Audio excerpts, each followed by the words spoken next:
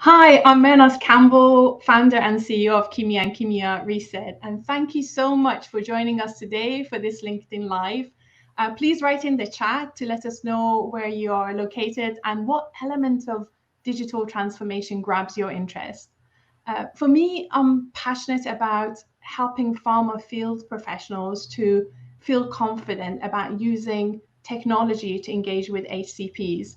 And it's the human element of digital transformation, that ability of uh, humans using the technology is what I'm really curious about. And to explore this topic, I've been inviting inspiring leaders in pharma to join me to learn from them, but also give them a platform so they can share their perspective. I'm delighted to welcome Audrey Krassnitzer today. Hi, Audrey. How you doing? Hello. Happy to be joining you. And I Fantastic. like we got the memo. We're matching. We're I going with know the that's so green. cool, It was a right? complete accident, but I think some days you already. require vibrancy. Yeah. Yeah. Thank you so much for being on brand. You're a true marketer at heart. So, before we dive in and ask you a question, I just wanted to tell our audience a little bit about you, Audrey. Um, Audrey and I met last year, so I just come to tell you a little bit about that as well. But just to give you a background, Audrey is a global MC director, multi-channel engagement in commercial excellence, and she works for Novo Nordisk in rare diseases. For the purpose of this interview, Audrey is representing her own views, not her own company. So I thought better get that in. What I find really fascinating about Audrey is her background. She's a marketeer, but she's also a storyteller. She's a strategist, and she's very enthusiastic about CX. Audrey has over 10 years of pharma industry experience in strategic consulting, marketing agency, as well as pharma. But I'll let her tell you all about it herself later on. She said she's a self-confessed nerd about data-directed storytelling. I want to explore that a little bit more. And what I find so infectious about Audrey is her passion. She's passionate about speed, agility, whilst keeping her feet on the ground and being pragmatic about it. As I said, she's uber enthusiastic. She's very authentic and endlessly curious to find creative solutions to address burning problems. There's other aspects to Audrey. She's a mom. She's got two boys. They're pretty young. I think they're 3 and 4.5, if I'm not mistaken. And in her spare time, she does hiking and loves running. So how we met, it was last year. I was attending Reuters event at Nice, and Audrey and I were both staying in the same hotel. And in the morning, as we were walking towards the conference center, we naturally started walking together.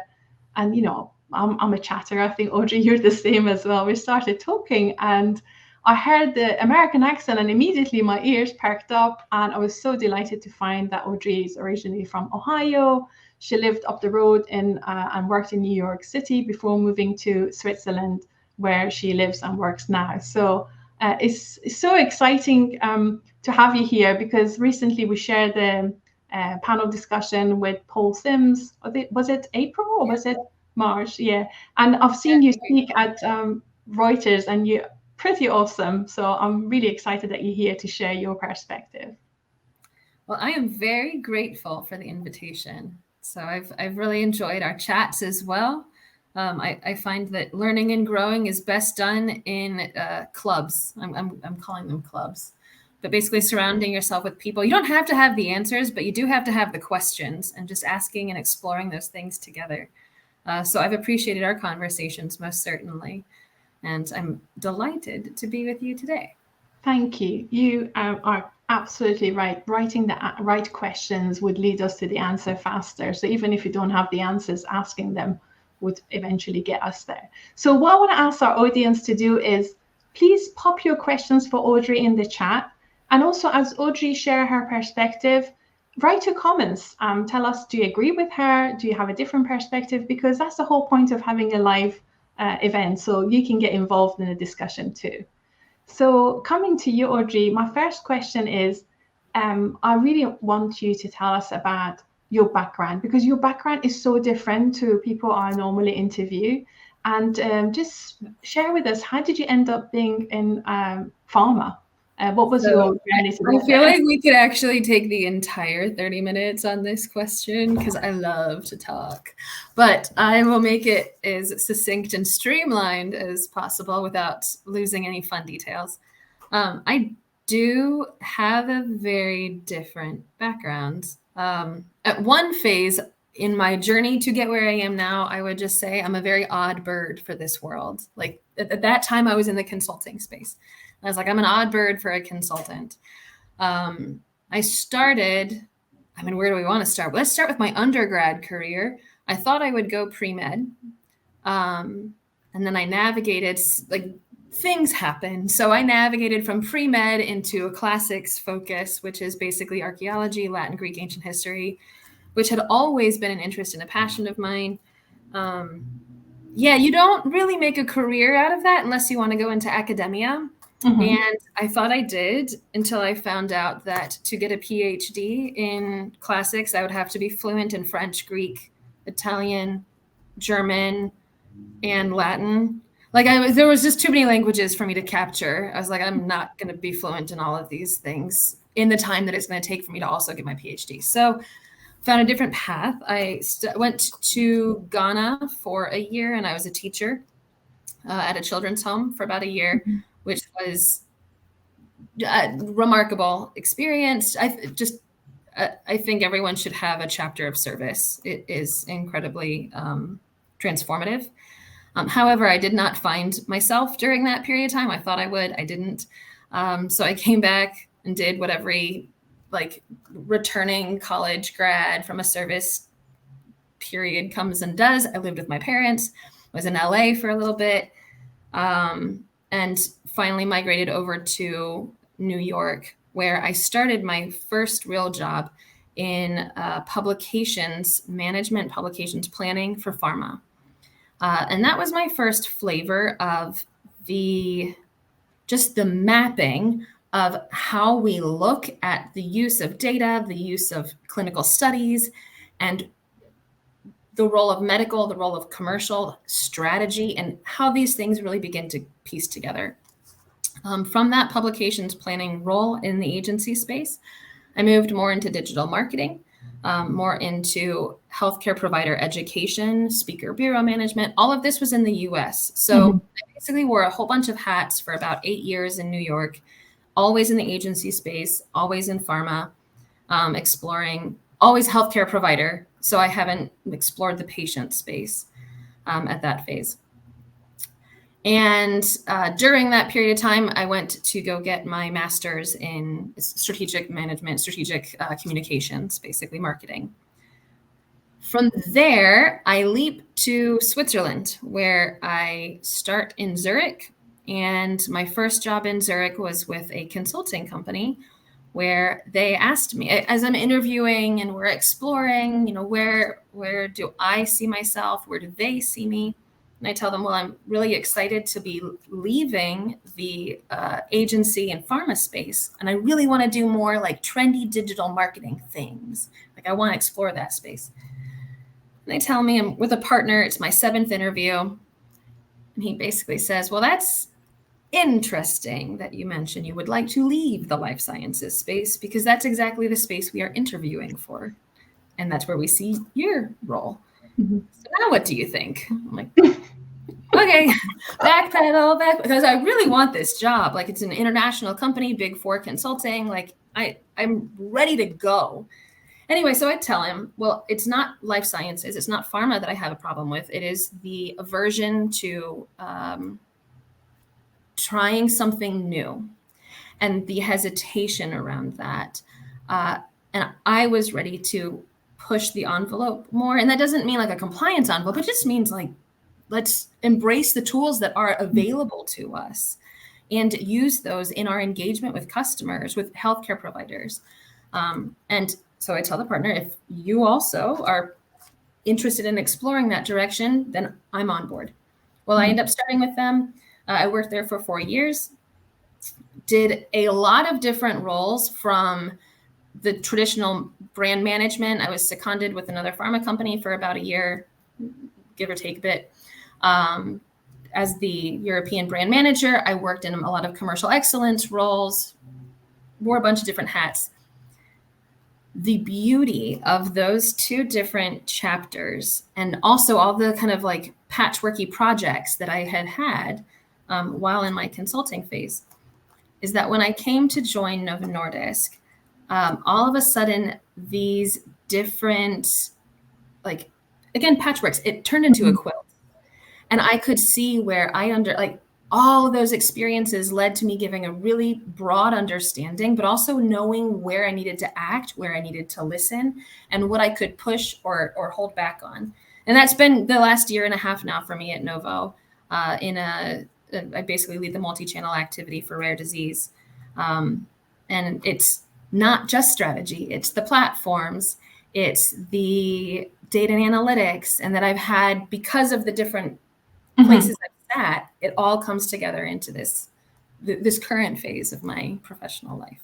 Well, thank you so much for sharing that. I love that, because I'll wear another hat. I actually volunteer with PM Society in the UK, and I'm involved in the interest group. We're looking at learning and development. And one of the things we're looking at is how do we help marketeers get on the career ladder and get to the aspiration they want. And it's so interesting to hear your stories, because it's not just going through the marketing role and become a senior and move to the global role. There's other ways to skin the cat. And I think your experience shows in 10 years, by working in agencies or working on the communication side, you got like fast exposure to different countries, different brands, different therapy areas, and you worked on different elements, and that kind of like catapulted you to be able to hold the global marketing leadership position. And I'm super proud of you. I mean, you're brilliant and smart to do that, but it just shows that you don't need to go through the traditional route of getting there, and diversity is valued.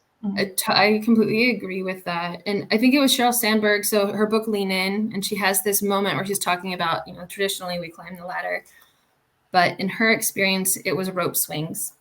And it's like, sometimes you're just taking whatever rope comes next, but it's not a direct climb. It's just swinging from one experience to the next and using the momentum of that swing to influence how you grow into the next spot. And although I will tell you that when you're in that swing, you don't always know where you're going. You're kind of like, wait a second, I'm here, I'm learning, I'm absorbing. I could go many different directions from here. Like what's the next one for me? So, but I can totally relate to that, because I had a really a good position in pharma, working in sales in London, and I suddenly decided I was going to move to Scotland and raise my family there. And I remember the senior leaders were saying to me, "You're mad! Why are you doing that?" This is back in like 1998 and 90, maybe 97 actually. And they said, "Well, all the jobs are here. If you stay here, we give you a management job." I said, "Yeah, thank you very much, but I want to live there." So I made the personal choice. And I remember I took time out. I wasn't working for a while, and I was kind of like thinking, did I make the right decision? Have I ruined my career? And then I bounced back. When I was ready, I went back to work, and I got like a promotion. And then again, when I was moving continent, when I moved from UK to America, I decided to set up my own company. And people were saying, "You mad? You're moving to America right now in current climate? You're leaving a senior position where you established in a country, what's going on?" And I said, yeah, but you kind of like sometimes need to grab the rope and go with it and figure it out along the way. So I can totally relate with that, what you say there.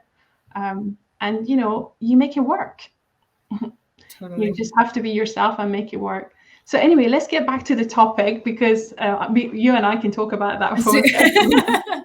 So let's come back and talk about the, omni-channel. How do you think the commercial and sales team can kind of respect the role of face-to-face relationship while also embracing the power of omni-channel? How can we get the balance of that? And what's your thoughts on that? Yeah, so basically the partnership between sales and commercial, and how within that partnership we can empower and strengthen customer engagement and omni-channel, so the face-to-face and digital activation, let's say. I would love it if the front line becomes I mean, they really are the guardian the custodian is a better word. I did not say guardian, the custodian of that customer. They know them, they see them. And that's when we have the real close relationships. There's a funnel before we even get to the role of the rep. There's a funnel. There's the like identification, then there's the conversion, then there's the nurturing of our customers. When we get to the nurture, that's when our face-to-face becomes that custodian. They should be in really strong partnership with the commercial team or with the marketing team to understand and to feedback what kind of content, what kind of messages, what kinds of topics are going to have the most relevance to their customer. And that's at that like bottom of that funnel, if we will, with the nurture part. In the identification and in the conversion piece, this is where data becomes super powerful. So we have a broad list of messages, we have a broad list of channels, and this is where the digital channels become our most powerful introduction to our customers. It's understanding the customer appetite, it's understanding their interest, it's also understanding timing. When are they looking for information and are they finding the right information to push them further into the to basically deliver the value that they're looking for. Did they find what they want? And I see that really as a strong partnership. At the end of the day, it's going to start with the commercial team setting up a whole lot of like the key messages, the strategy, identifying channels, but then partnering with that frontline team to best understand what's going to have the most impact to nurture their customers. Oh, so I want to tell everybody on the line, because I just saw a comment come through, and please keep doing that. I was told just before joining this that your comments come through like a couple, like maybe a minute after you type them in. So get chatty now, and then I'll pick them up. I'll pick them up when it comes. Brilliant. You know, Audrey, what you say really resonates with me again, because I'm working in the sales space, and our relationship with client marketing team is just so close. I mean, I was on the phone this morning talking to an HCP, and they asked for something, and I immediately felt this is something my team and I are going to encounter on a regular basis. So I wrote to our client company saying, I need a template similar to a template we have for another brand, for this brand, because this scenario happened, and HCP is asking me for an email. They've given me e-permissions, and I think this would be a really good way, and to get the conversation and book an appointment. And I found when you are working in the field, if you're using digital content or using assets, you get the reaction of HCP immediately. So you know whether they like it, if it's not really supporting the story. What happens is if field team find it's not supporting the story or it's not resonating, they stop using it. But what we find is we actually give feedback to marketing saying this is not resonating. Or often what we'll find is the best pieces of marketing content that we have is actually suggested by HCPs. Like I'll give you an example. I was going through a presentation and an HCP said, I love that slide. Can you send that to me? I said, I can't send it to you because it was part of the detail aid. But I said, I will look into it. So I asked our client, and they turned that into an approved PDF. Perfect. And we've used it hundreds of times since that meeting. So a lot of the content was suggested by HCP because it resonated with them. Yeah. But the problem is if the field team are not using, online platform and just reverting back to face-to-face, I think we're missing out on a huge number of opportunities. So I think it should totally be a combination. The way I have been viewing the role of digital, we're talking about the nurture part of that funnel, right? When you look at your front line, because if you're any higher than that, this is really a digital like breadth reach. But when you start to go deep and you want to really engage those customers, first of all, the face-to-face and the relationship is critical. But you said something that I wanted to pick up on because there's a lot. It's around the content and using it. It is essentially like, oh, darn it, I'm missing it now. I lost myself because it's around how we capture their needs. And then we can use it directly from the commercial perspective to continue engaging them. Oh, here's what it was. The role of digital in that frontline piece. Okay, so your front line has this face-to-face.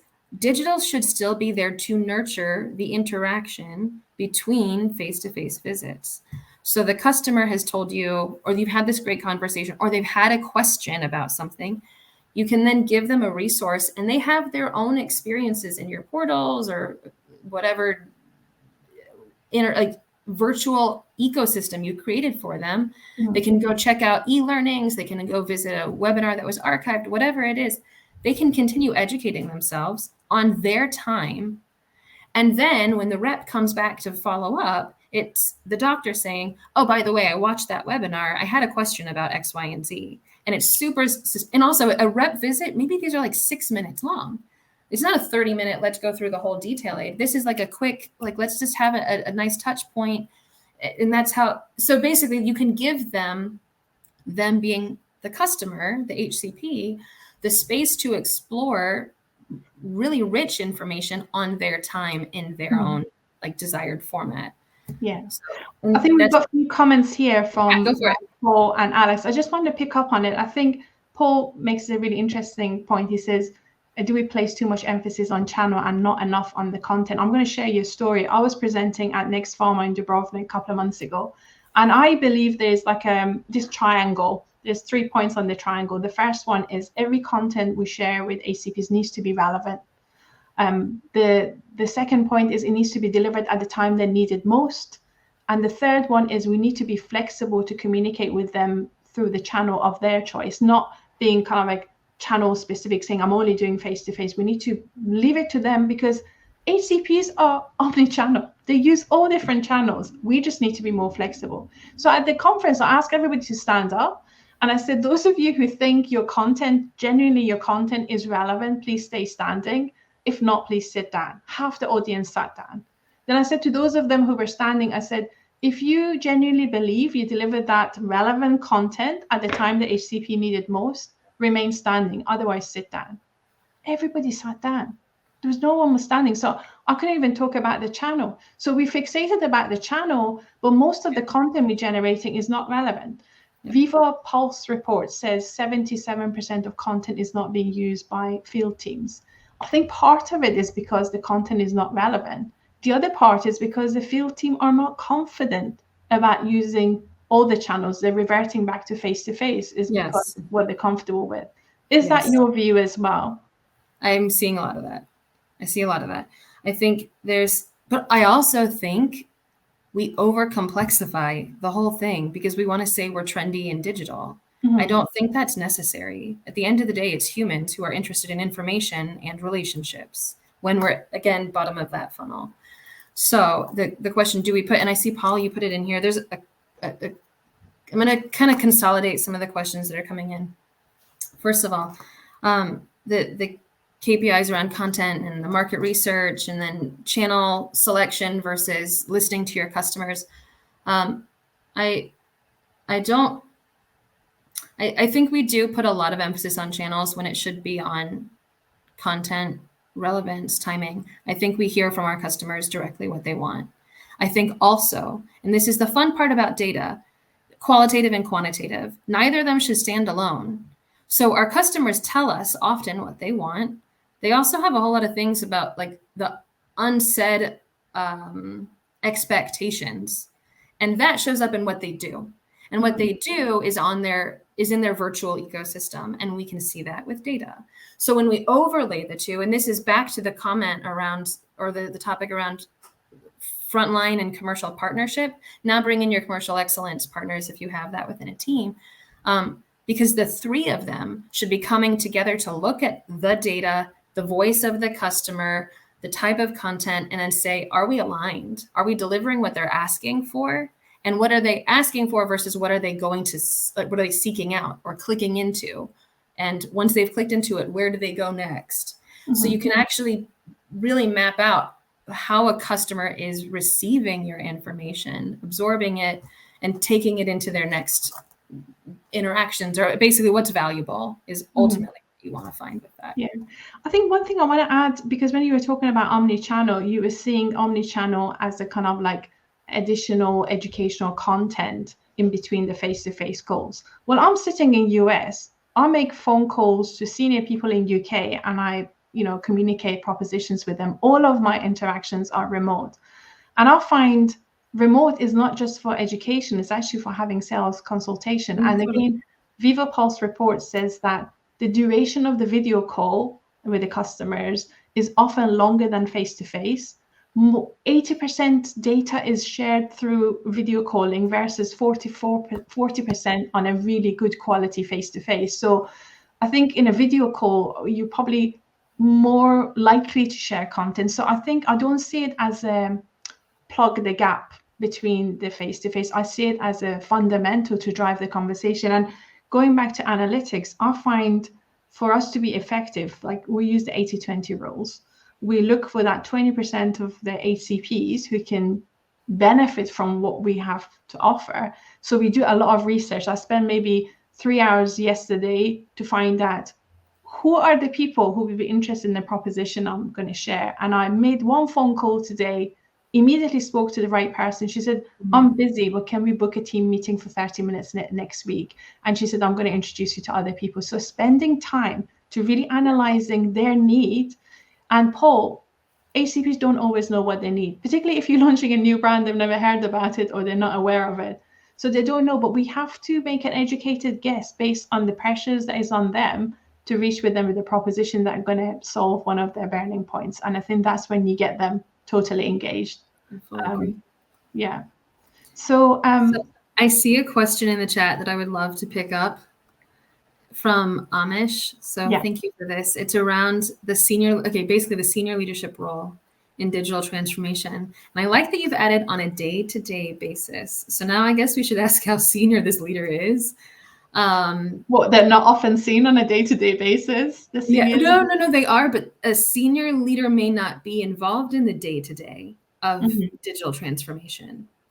So it's basic, like we can look at it in two different ways, but I think the biggest, in my experience, this has really been my experience, advocacy and direct feedback and clear expectations.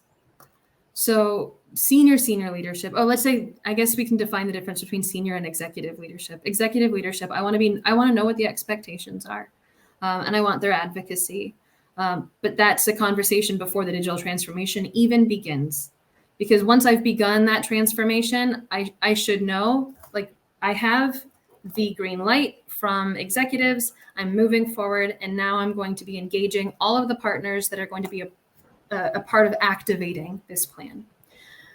Senior leadership should be there to be a sparring partner and remove roadblocks. And they also have a larger, let's say, a larger window to the different politics at play or the different conversations. And so I need that to come in to influence how that digital transformation in whatever facet I'm operating would get pulled through.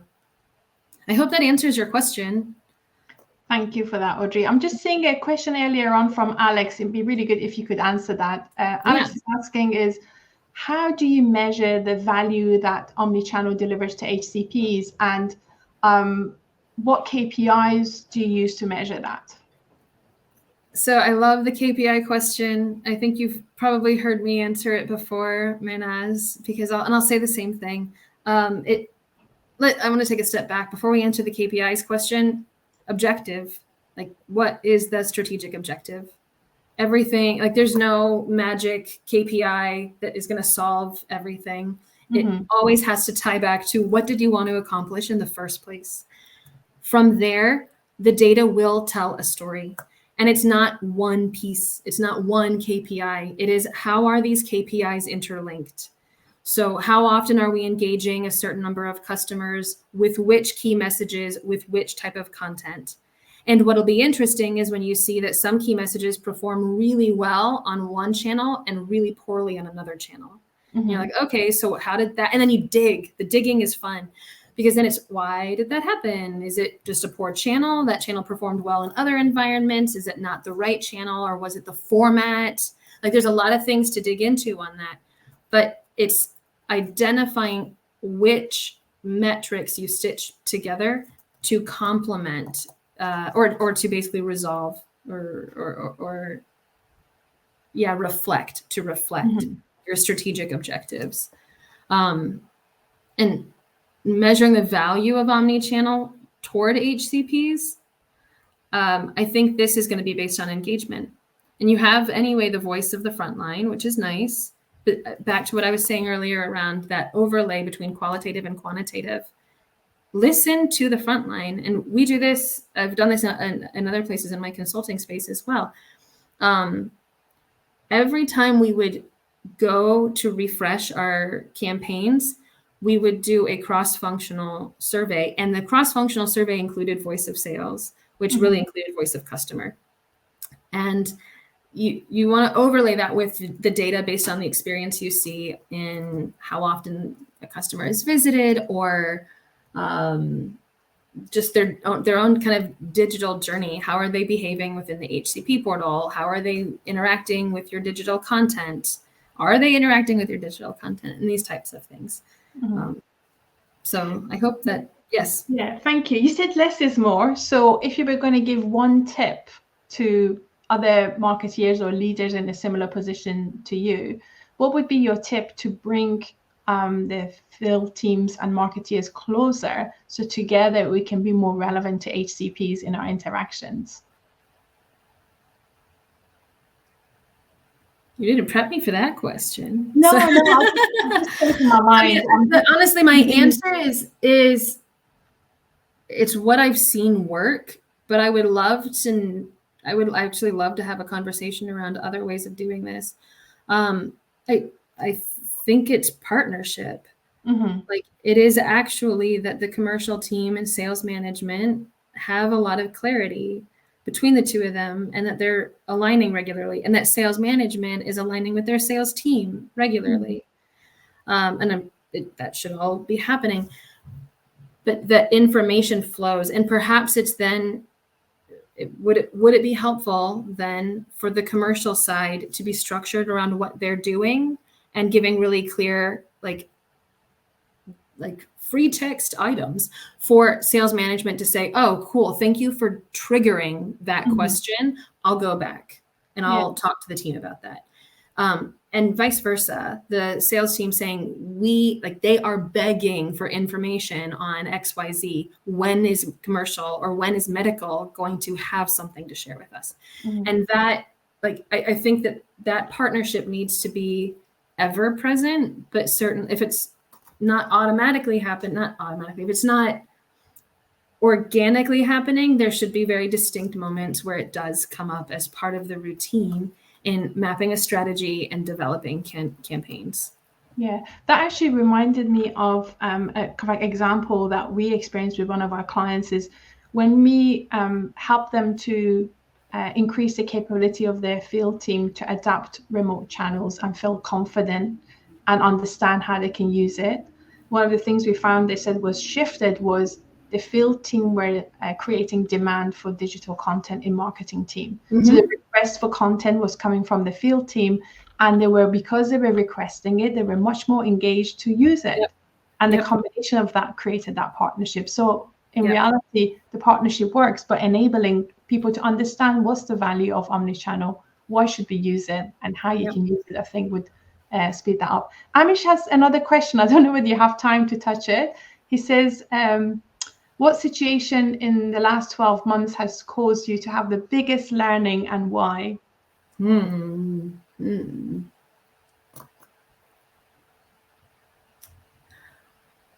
I think for me, in the last 12 months, it is the power of partnerships, and reaching not just outside of your own space, but way outside of your own space. It was one of the most exciting things for me when I joined Novo, the amount of resources that are available in a large company. And except you don't know it right away. It takes a little bit of time. It takes a whole lot of just exploring. And then finding out how to adapt those resources to the needs of the teams that you partner with. And that's been, I've had a lot of fun doing that over the last year and a half. So brilliant. Paul says, if you had a magic wand, what one thing would you like to change in pharma and in pharma marketing? Okay, Paul, put me on the spot. So, Paul had a really cool idea a while ago, and I keep coming back to it. It's when we explore things, but you take away the one part that everyone complains about, and then tell them to explore it again. And the kinds of creativity that comes out of that. So I like this idea, but let's say magic wand to change something in pharma. I think I would really love to make how data is analyzed easier. Like there are certain brains that just get the story automatically, but a lot of times those brains aren't the ones that are the one like needing to activate the results of that data. So your frontline team, like they're relationship people. So you tell them, oh, well, go check the data and see what the customers have been doing. They're like, I just talked to the customer. Like he told me what he wants. I'm not like, okay. So it would be really cool if we could just magic wand the interpretation and application of data. I think that would be cool. I mean, it's a fun place to play, and I like exploring it. I wish it was like super simple. Yeah, I have an idea. If I had a magic wand, I wanted to change something about marketing, I would, use my wand to make marketeers to stop being brand focused and be customer focused. Because by being customer focused, you see the brand from a completely different perspective. And if I challenge any marketeer to sit down and write a SWOT analysis, a customer-centric SWOT analysis, they're going to struggle. And when they come to write it, they realize they don't know enough about their customers to be able to see strengths, weaknesses, opportunities, and threats from the customer perspective. So that's what I would do with the magic wand. Yeah. And I think that would dynamically shift the way we think and act and connect with HCPs. Yeah, probably connect on their agenda more. So it's been absolutely super to have you here. I've got one weird question I'm going to ask you just to make it a little bit of fun. When I was looking on your LinkedIn profile, I noticed you are a self-professed Burrito aficionado.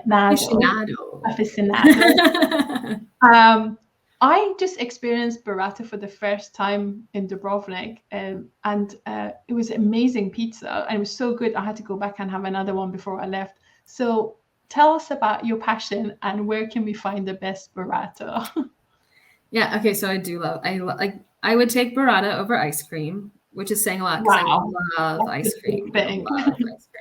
So also for this audience, let's define what burrata is. Burrata is basically super milky mozzarella. It's like you cut the mozzarella open and just like this pure, like milky goodness that pours out.